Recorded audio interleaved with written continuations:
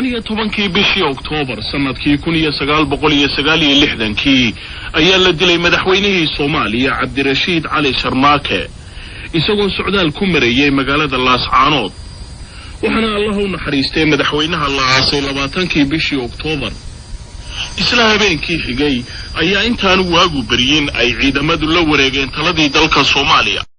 1974 oo ah sanadkii afraad ee taliska militariga uu xukunka qabsaday waxaan la weydiiyay Maxamed Siyaad Barre waxyaaladii wadanka uu qabtay wuxuuna ku jawaabay sida tan hadalku ma koobi karaan isleeyahay waxyaalaha waaweyn oo gacanka uu qabtay balse waxaan uu haddaan mid ka taabto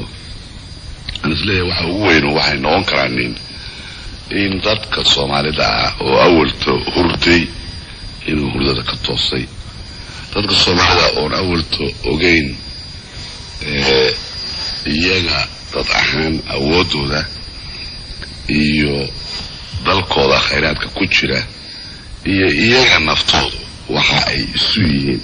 inay maanta garteen haddaan midwuun ka soo tilmaamana مثلا waxaan نورو قرن كراهية سوماليدو إن أي حاجة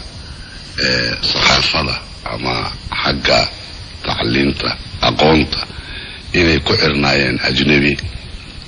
ودولة كليتو أفكود يو تعليمته يكوعرناين لكن مركي الصومالي اللي هيرجعي دقمريسة إن أي النقدين تضعهانتون